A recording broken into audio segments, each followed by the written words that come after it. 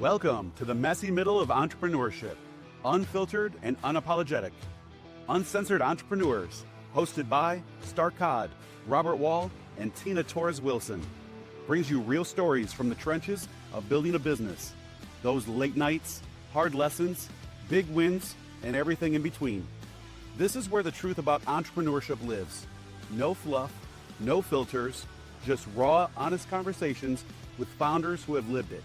So, if you're over the highlight reel and you're ready for the real deal, hit play.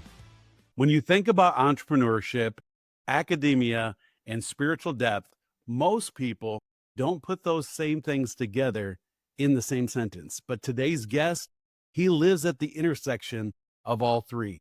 Dr. Nate Salah is a lifelong entrepreneur, award-winning educator, and trusted advisor to business leaders. He's the founder of the Salah Financial Corp, the creator of the Great Summit Leadership Academy, and the host of a Call to Leadership podcast. Over the past 3 decades, he's started, scaled, and sold companies in industries ranging from real estate to digital marketing, and built a financial advisory firm that supported entrepreneurs through every phase of growth. He also holds a PhD in leadership studies and has taught everything from strategic management to entrepreneurial ethics at the graduate level. Dr. Nate's mission is clear: help entrepreneurs rise to the highest version of their leadership, grounded in vision, service, and faith. This conversation is going to challenge what you think leadership should look like, and it'll inspire you to lead with more clarity, integrity, and purpose. Dr. Nate, welcome to Uncensored Entrepreneurs. Thank you so much for having me. That was a great intro. So yeah, absolutely. Welcome to the show. And I'll admit, I'm super excited because we haven't had a conversation outside of this. And yet we're very much aligned with our approach, right? With this faith-based kingdom leadership approach. And so I've really enjoyed the last few days of some of your content. And I really look forward to not only being inspired and having you on our show, but the impact that'll have on our audience as well. So thank you. It's an honor. Okay, so Nate, I know you're one of my clients and I love you, You know me, Tina. but nobody else knows you. So tell us a little bit about who Dr. Nate is. So you gave a wonderful intro, maybe just some of the in-between of that. My parents are immigrant Palestinians. They came over to have a better life. We grew up pretty poor. We didn't have much. My parents separated when I was young. My mom was one of those single moms. If you ever talk to single moms just trying to hustle it out. So if anything she taught me growing up, it was how to hustle, how to make something from nothing. And I owe her so much of my entrepreneurial journey, my life journey, resilience, grit journey from watching her just try to figure it out. Back then, there wasn't a whole lot to give. There wasn't a whole lot of social assistance. It was just, how can I scratch 2 nickels together and make them 3? Some days there wasn't enough for 2 people to eat. And so she would sacrifice. There wasn't like Instacart and DoorDash and stuff like that to hustle really quickly, right? None of that. You really had to hustle back in the day. I would watch her climb out of Salvation Army trash cans with the discarded donations so she could turn around and go and sell it at the flea market. That's straight up hustle. And I didn't understand it then. I was 6, 7 years old, 8 years old. Of course, my mom remarried, I have a brother and sister and all that. But the early days, I'm like, why is she doing that? And later I began to understand that, look, you're not always going to get a handout. You're not always going to get a hand up. You got to figure it out. That's the early days. I actually asked my mom several years ago because she had all these businesses. She had a pet shop and a bakery and a restaurant and all these things over the years to try to make ends meet. And I said, Mom, what was your favorite business? And she shocked me. She said, none of them. I was like, oh, wow, that's interesting. I mean, she was doing it because she had to, right? So there was no passion behind there. Yeah. Now, granted, she enjoyed it and all that. But me, on the other hand, I loved it. I loved entrepreneurship. My friends, when I was younger, they called me Captain Capitalist. I was always thinking how I can make money. I was very fascinated. If I had a shirt, instead of an S, it'd be a C on my shirt. For all our socialists in the group, they're like, no, not that. So I embraced it.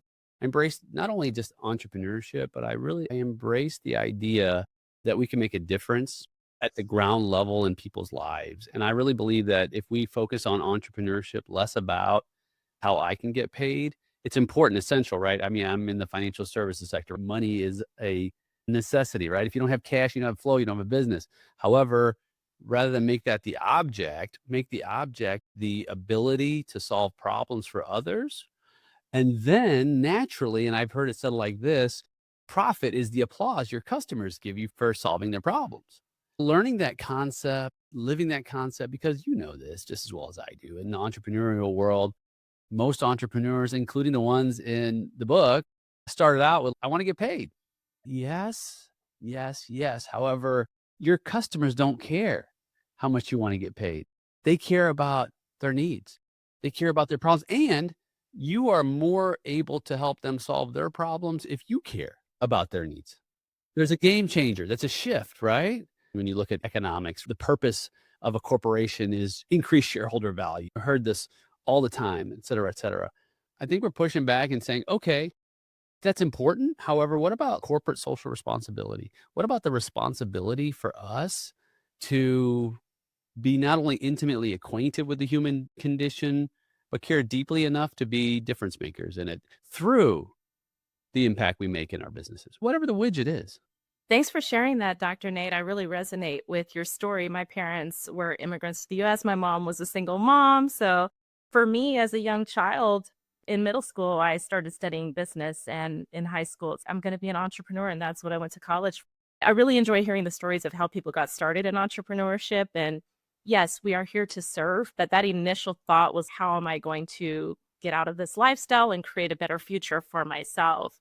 So I love that. And we know that you've been able to build many companies, you've sold them, you actually run a faith-driven leadership academy, and you've taught at universities. How did that come together for you? Overachiever. It ties together. One, I think that all of us are on a search for meaning, for purpose, for a sense of significance. And that manifests itself in different ways as we move along our journey. And for me, I come from a family of merchants, as I mentioned, my mom and of course all my uncles, they all had stores or things like that. So I grew up in that whole environment of mercantilism or small business enterprise. And I didn't tell you part of this story, which may surprise you.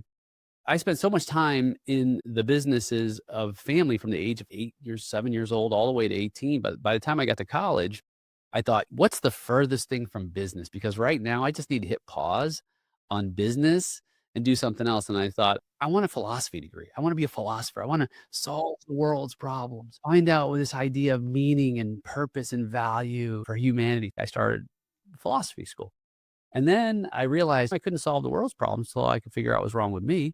So I changed my major to psychology. Oh, I'm going to be a psychology major. And then I realized neither of them paid much. So I came full circle and I earned a business degree. They all tie together. The philosophy of life, why people do what they do, what's important to them, because people pursue value, no more, no less. That's what they do. And psychology, the understanding of the self. And boy, I struggle in certain areas, whether it be anxiety or depression or challenges or life as a whole. And then the business aspect of it, tying it all together and saying, how could I meet people where they are?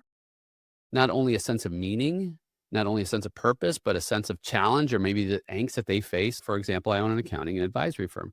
So taxes, it's a widget, not very sexy, right? But what is it that we're selling? And I've had our firm for over 30 years. It's not just doing tax accounting and advisory work. It's really loving on people. People need love because it's a very stressful experience people have, and they just need care. And when I say love, I'm not just talking about the eros, the feeling of love. I'm talking about the actual actions that are characteristics. Am I patient with people?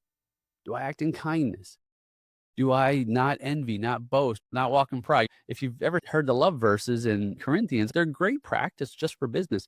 And so to answer your question holistically, it all comes together because you have the aspect of, okay, what am I helping someone to understand, the teaching part, right? In my business environment, I'm teaching them something, so giving them some value and understanding, whatever the widget is. There's always something to learn as a client or a customer. There's always something to teach. or guide and lead as you serve someone as a business owner or anyone along the lines.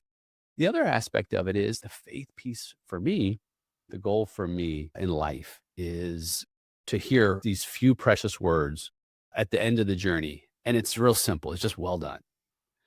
Okay, how do I actualize that? How do I make that good in practice everywhere I go? Well, number one, I have to consider myself someone who deeply desires to serve the needs of others. And I think the heart of effective leadership is in how do I serve?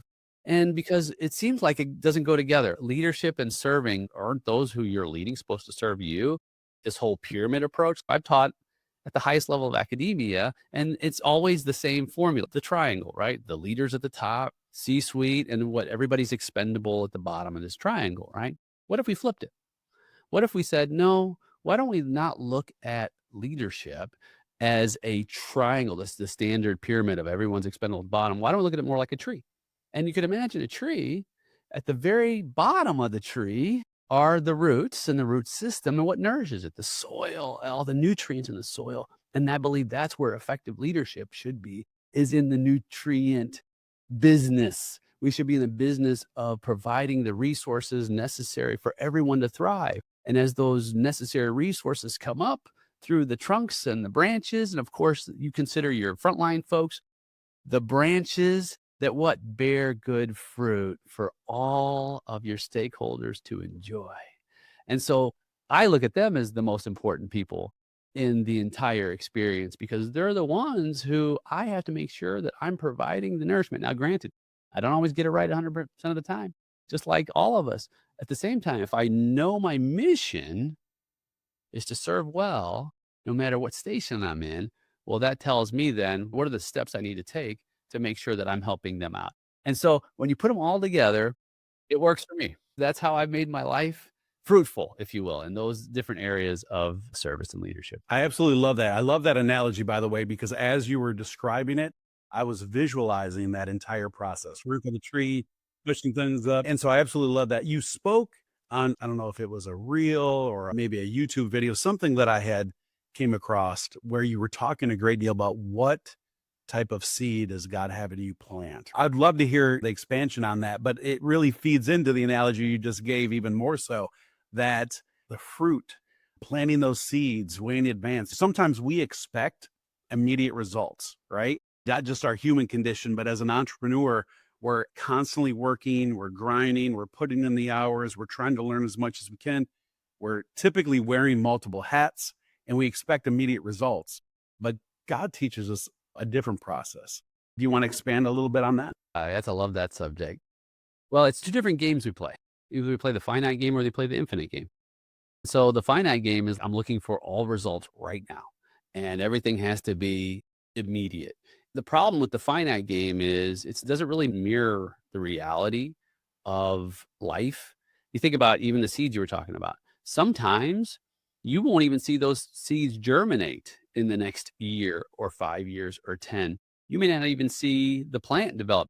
We often quote Jeremiah 29:11. It's very popular, right? I have the plans for you, prosper, all this about have an amazing life. Interestingly, that prophecy in Jeremiah wasn't for that generation. That prophecy was fulfilled 70 years later. Yes. Wow. Think about it. The seed you plant today may be the tree that gives shade to the next generation, to the generation after that. One seed. So when we talk about the infinite game, some of these things you won't even see in your lifetime here. It's totally fine. It's not about that. Here's what I say. There's 2 O's, I believe, in life. And I think we're only responsible for one. This is very difficult for us as leaders, especially business leaders or anything, family leaders or whatnot. The first O is obedience. Doing the thing that we're called to do, right? And by the way, I think that's the only plan that ever works flawlessly. We have plans. Who's ever had a plan that didn't work? Everyone. Only one plan works flawlessly every time, and it's obedience. You say, well, Nate, what if it doesn't go the way I wanted to? It's okay. You know why? The second O, outcomes. You see, obedience, I believe, is up to us. Outcomes is up to God. It's a hard thing when we deal with metrics and we deal with KPIs and we deal with all these things, right? We're like, well, what if my mortgage isn't paid? Is God responsible for that outcome? I mean, these are realities of it. But hey, you know what? I had a season where I couldn't pay my mortgage. I was in business for 15 years, launched a new product, looked like on paper, and I'm a spreadsheet guy. I got a little cup there somebody gave me, says, I love spreadsheets. I can put together a spreadsheet for you, right? Metrics out 5 years, everything looks great. You go to the launch, booming, all in, bring all the chips in. We're going to do this. We're going to make $30,000 a month per market, launch 5 markets. We're going to be killing it, right? This is a long time ago. This is back in 2010. It's to the point where I even went home, I told my wife, I was like, this is it. This is it. Well, just about everything that could have went wrong did. Totally beyond our control. This is a publicly traded company that had this new Wi-Fi. Everything went wrong for them. And one thing after another collapsed. Well, guess what? Nate put all his chips in. And I had to go home to my wife one day and say, honey, we're going to have to make some changes. I did the best I could based on what I could see, but the outcomes didn't lead us to where we wanted to go. We have to sell our house, move into a little villa, reboot life. We had a beautiful house, 4,500 square feet, big, beautiful pool, all that good stuff, like the American dream. I remember her weeping at the kitchen table as we were closing to leave and said, I'm not ready to go. Wow, heart-wrenching. But I can tell you this, the next 3 years in that little villa with her, myself, and our young son was probably the best 3 years of closeness that we had ever experienced. I hope you're enjoying this conversation. Before we continue, one thing I hear all the time, especially in the early stages of building a business, is how exhausting it is trying to manage everything on your own. I remember feeling like I had a dozen tabs open in my brain at all times. That's exactly what inspired me to create She Has Clients, an all-in-one sales and marketing platform for entrepreneurs who want to grow their business without patching together a million tools. If that sounds like what you need, you can learn more at shehasclients.com. Now let's get back to the conversation. Literal closeness. Literally. Hey, can you give me some water? See, that's the thing. Sometimes obedience doesn't lead you to the outcomes that you initially desire. But here's the thing, what I believe, no matter what the circumstances are, and circumstances can be really difficult for all of us, especially a leadership family, single families, all the craziness we've got going on in the world. And I mean, you know this as well as I do. Just turn on the news. There's lots of craziness. Don't turn on the news. Here's what I believe for leadership. And I think about Paul. Paul had a really tough scenario. He was called to be this patron of this message of hope and love. So you think, oh, God's going to make his way straight. But everything that could go wrong for him too. He was imprisoned. He was stoned. He was lashed. He was beaten. He was shipwrecked. He was left for dead. Seriously, like, think about that for just a moment. If any one of those things happened to any one of us, it would be like, oh my goodness, why? All of those things happened to him. Yes. Here's what I say. I believe that God is not only intimately acquainted with our circumstances, I do believe that he cares deeply about them. And at the same time, God is in the character building business. And he's going to take us through our circumstances to build us into the character of Christ. And through that, it gives me more grit to say, okay, I'm getting built up through this. And in that, what am I going to be able to give even more of as I become more of a worthy and effective leader? So there you go. There's a long way around that question you asked me. Oh, perfect answer. Nate, you talk about this resilience, and I love that story because all of us, many of us, and I know all three of us have had those struggle moments. I know you coach a lot of entrepreneurs and leaders. What would you say to those who feel called to do something more but are stuck in that day to day? I need this now, but you need to show them that the seeds are there way afterwards. Great question. So when I was working on my degree, I had to write a dissertation, and the dissertation became, of course, a number of books, and we've got the first one coming out here soon. I had to define leadership from the perspective of my work. So my study is on iconic American entrepreneurs and really the process of vision formation and vision actualization or operationalization, or how it manifests itself. So this entire process of how do I have a vision, and then how do I make it real? This is important for this question you asked me. I define leadership really in 3 parts with an overarching goal. So leadership is, first, the discovery of, influence toward, and achievement of, at least effective leadership. shared purpose. So I'm going to break those down because I think it's important for this person who's like, how do I actually get out of the cycle, right? Where I'm not moving forward. Well, okay, let's start with the first part, discovery. Leadership always starts with discovery because we are pioneers as leaders. We are looking for new grounds, new ways. And so we have to be in discovery as a leader and looking at what does a better future look like? No one wants to stay in the same place, in the same context, if there's a better future ahead. And that's really guides as leaders. We guide others to a better future state because leadership is active. If we don't need change, we don't need leaders. But we always need change because change is the way we progress. So for us, number one is discovery. If you're stuck, go discover. The leaders who I studied were always discovering, not only in these four walls, but they left them. Everything that you learn about people who get things done, they don't do it just because they're in four walls. They do it by observing the world around them and saying, wow, this is different. That's different. If I put this and this together, that might make something that's attractive, worthwhile, and achievable. So first, make sure we integrate discovery into our daily routine. How do I daily have a mind and a heart to be in discovery? Two, influence, the discovery of influence toward. Once I begin to discover where I want to go and it's a better future, I begin to what? Share it. Share it. Yes. Not just share it like say, oh, you can do this, we can do this, we can do this. No, share it with the intentionality that says, I am convinced that this is a better future state for me. And I'm going to share it with you. I'm going to lay it at your feet and you decide if it may be a better future state for you. What's that? That's the influence process. Because then those who share in that sense of greater purpose somewhere else will say, oh, wow, I want to go where you're going. Let's go. And of course, the third part of that, you know this as well as I do, lots of leaders who are great at discovery, great at influencing, but they don't get anything done, right? They don't achieve. But that's not effective leadership. Effective leadership actually gets the results, gets the job done. You get to where you want to go. So the third part of that is achievement. But you don't ever achieve alone, by the way. You achieve with others who share your purpose. So leadership is a discovery of, influence toward, and achievement of shared purpose. And here's the thing about that rotation. If you're ever in a situation where you are a leader and you've gone through discovery, and maybe you're having trouble influencing right now, go back to discovery. If you're a leader and you've gone through discovery and you have influence and you're having trouble achieving, go back to influence. Where's my influence waning, right? Just take a step back in that three-part process so that you can revisit, so that you can execute that next piece more effectively.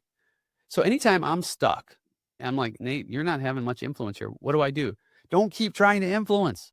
You mean don't keep trying the same thing over and over and over again? That whole insanity thing. Saying over and over again and expecting the same results. Dr. Nate, can you tell us about the Great Summit Leadership Academy? What makes it different from traditional programs? I know you've taught in college level, advanced level. What makes your program different? Well, thank you. Yeah. I've taught since 2010. I've taught at different universities and all faith-based universities. And there's a lot to be said and a lot of good in those environments. I'm so thankful to be a part of those. What was lacking in the world that I had found is really a focus on that vocational leader who said, you know what, I don't want to go back to get a 4-year degree. That's not necessary for me. I just want to stay in the game because I know I need to keep learning. I need to be a lifelong learner. And I need to have my sense of faith, my faith-filledness refilled in a community that is not only safe, but safe enough to be brave. When you think about that framework, then the next question is, okay, what does that look like for us? I believe what makes us different is we focus on a very clear sense of everything that is taught from the perspective of, okay, leadership. If leadership had a name in our faith journey, what would it look like? And I believe it looks like Jesus. If you read Jesus's teachings from the perspective of how do I lead more effectively, the nuggets begin to come out. For example, the Beatitudes. We teach an entire 8-series segment on the Beatitudes from a business leadership perspective. Who does that? They're like, oh, yeah, let's talk about this in vocation, in business. And you say, oh, well, how does that work? Well, the Beatitudes are actually Jesus's model for living in joy. And he opens his entire ministry. This is his manifesto that he opens up. And he says, hey, look, if you want to walk in joy, and by the way, joy in his definition isn't just getting the better parking space or the promotion or the nicer car. The word he uses is Macarius. We use a lot of Greek words in our academy. We flesh these out. And that word means having an internal joy. It's being free, and this is wild, free from earthly cares or worries. You're like, oh, hello, where is that even possible? Yeah, exactly. All conventional thinking. 636 times in the Bible. That is the only word that has been that much. Obviously, that's what he wants for all of us. 100%. Because he knows deep down inside, it's the silent killer. And life can steal it away. So he's like, let me open with this. And so these 8 steps are literally boom, boom, boom. If you go through them, oh my goodness. Jesus is actually very strategic about how he teaches, because we call him a teacher, but we don't think of him like that. When we look at stuff, we just say, oh, he says nice things. But if you look at it from a student, if I was a student in my vocation applying this, they're game changers. That's a part of it. We actually open, when we enroll anyone into the community, we have a challenge that they're required to take if they even want to be a part of our Great Summit Academy. It's this. We call it the Be Holy Challenge. I almost wore my Be Holy shirt today. And these are people who are business owners, they're leaders in companies, or they could be frontline or anywhere in the line, but they're vocational. And they look at me like, do what? Be holy. I even had someone text me back. I texted them, it's time to be holy. I said, I can't be holy, bro. That's the message I got back. I said, well, you just don't know what it means. It means to be set apart. It means to be consecrated, to raise the bar, the standard of your leadership to where it is the highest possible standard. Think about godly virtue, godly integrity, godly principles that elevate everyone's ability to lead well. Who doesn't want to be set apart? You just asked me, Star, what sets you apart, right? We embrace being set apart, except when it comes to faith. No, raise that bar. So we have a whole Be Holy challenge. We walk people through the 4 relationships of life. I consider us to have 4 primary relationships: relationship with your creator, relationship with your family, relationship with your community, whether social, church, civic, and relationship with your vocation. Those are the 4 primary, you say relationship with creator. Of course, I mean in creation, right? And those are the 4 primary relationships of our lives. So why not aim for the highest possible value? And by the way, you can see how I frame those, because oftentimes we put vocation first because we do this on purpose, and it's a good thing, because we want to make a provision. And that's important. We are called to make a provision. The problem is the provision becomes the object. It becomes the idol. And sometimes it becomes the God. So in the wake of it, we face spiritual bankruptcy. We face torn families. We face isolated communities, and we face a purpose that maybe has lost its flavor. What we do is we flip it. God first, then family, then community, then vocation. Because here's what happens. If you have a strong relationship with God, pour into a strong relationship with your family, pour into a strong relationship with the community, and guess what? Pours into a very strong, wonderful relationship with whatever you do.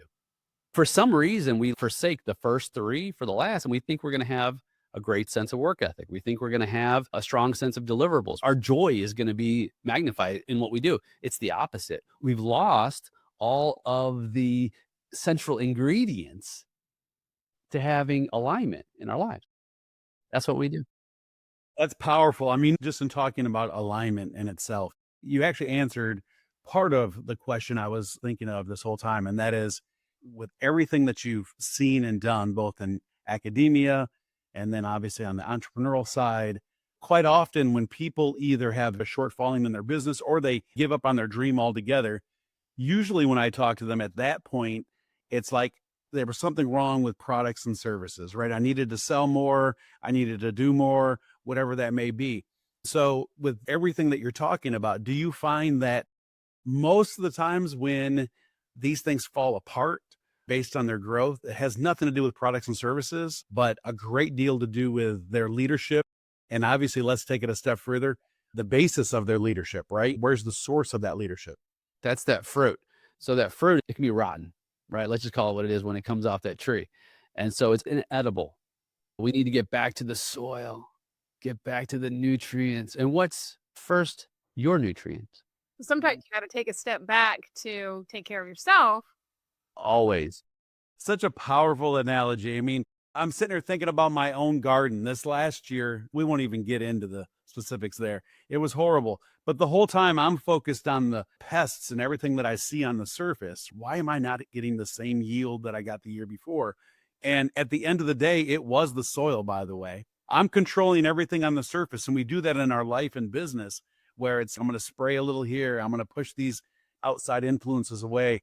And yet the soil was so depleted from all the different things. You have to start from the base on. It almost seems like Jesus had a parable about soil. Isn't it amazing, right?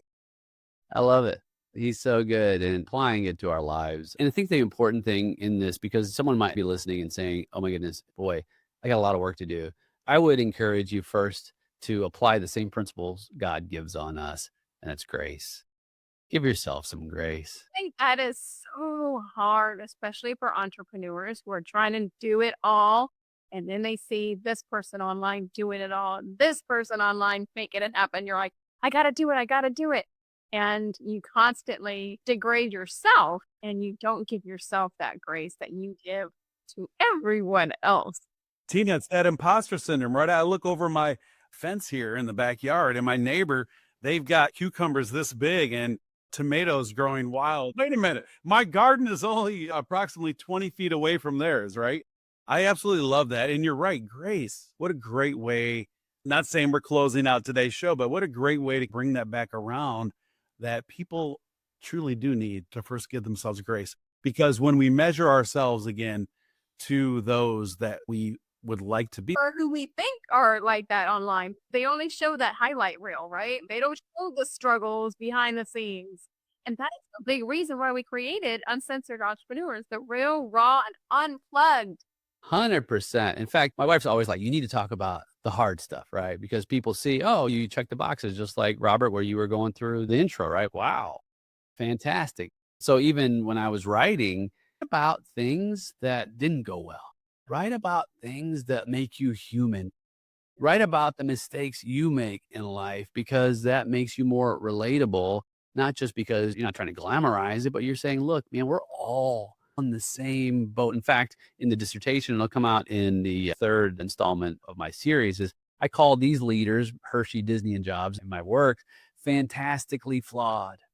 That's a good thing. And here's the thing about grace is sometimes in that journey, we forget, give yourself permission.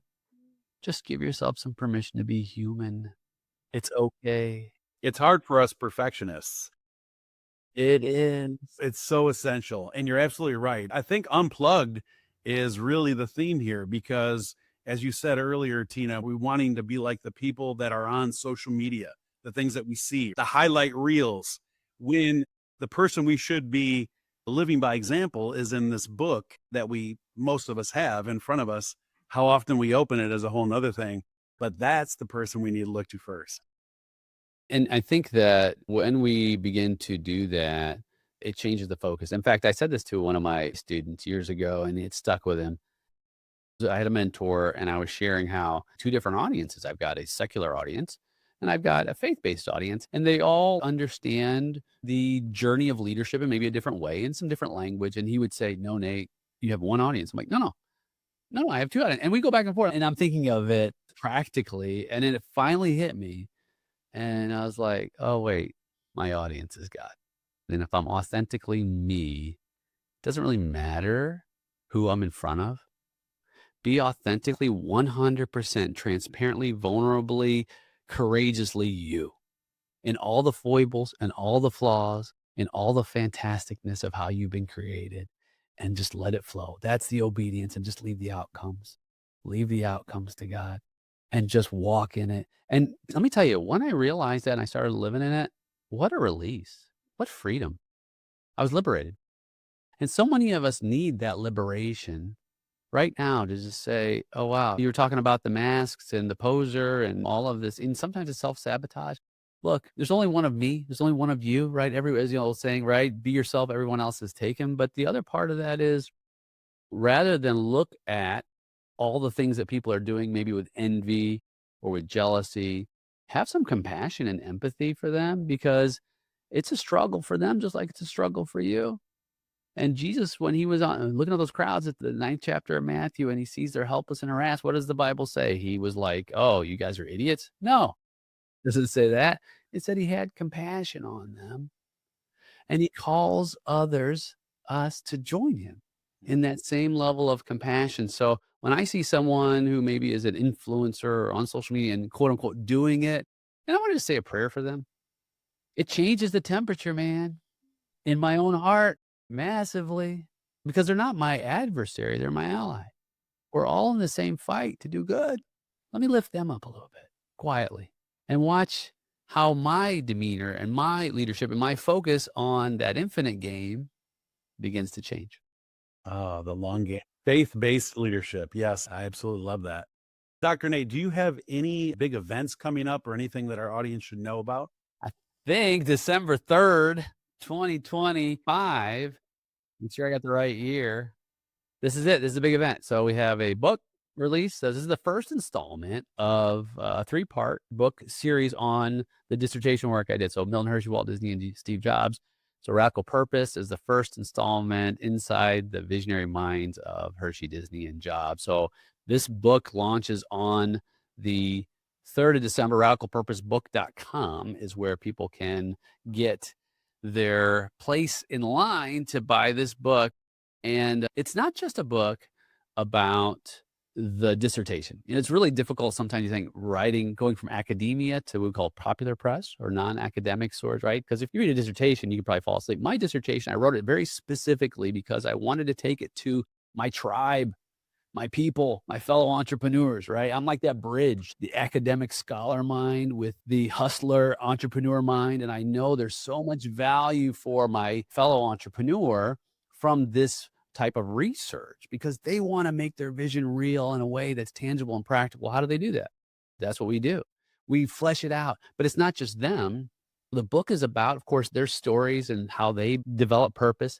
Then it talks about, hey, what does some of the scholarship say in a way that's tangible for me? What can I learn? And then I share some of my story and my journey in connecting those dots. And then I invite you, the reader, to really begin to flesh out how your purpose is making a difference in the world and how it can be amplified to be even greater of an impact for those who you are called to serve alongside of in your worthy leadership. Can't wait. Yeah, I can't wait either. That's amazing. And by the way, I love that approach because although there's times I really need the white papers, I really like the cliff notes. That was almost 500 pages. That's why we had to break it up into 3 books. So this will be installment number 1, Radical Purpose, and Radical Product. We'll talk about the service offerings and how we manifest those to be radically valuable. And then the 3rd will be Radical People. How do we bind with others to make that happen? And then eventually we will have a 4th installment, which is a standalone, which we call Radical Love. And of course, as we know, the leader will be studying in that book there, which is himself. I cannot wait. And potentially in perfect time because the 2nd quarter of next year, we are relaunching one of my groups, the Mastermind with a Master in Mind. And so we'll have to get you out there for that for sure. That would be an honor. Would love that. Love that. So if someone wants to connect with you in the meantime, outside of this podcast, just going out to greatsummit.com. Greatsummit.com. That's it. Super easy. Excellent. Well, we really do appreciate it. Quite honestly, we could probably spend 3-4 hours with you today. Damn, you guys are awesome. After the week that I've had or endured, I probably should spend 3 or 4 hours with you. It is such an honor, Dr. Nate, to have you on and just talk about the struggles that everybody is struggling with right now. And you talked about in there too, the big book that we all are supposed to read every day. He doesn't just talk about the good things that he did. He talks about the struggles he did too. So just know, for those of you who are out there listening and thinking that we all have this perfect lives online, those highlight reels online, everyone has their own personal struggles.